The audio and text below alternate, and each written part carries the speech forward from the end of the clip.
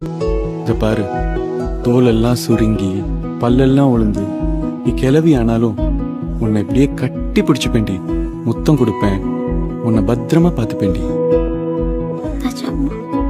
சத்தியமா.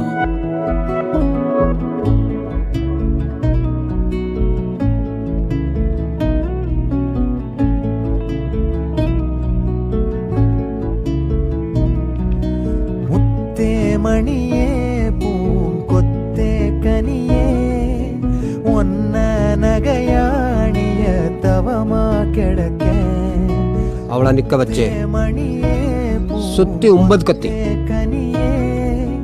அந்த 9 கத்தியுமே சரியா குத்திட்டீங்கன்னா அப்படியே கூட்டிட்டு போயிடலாம்.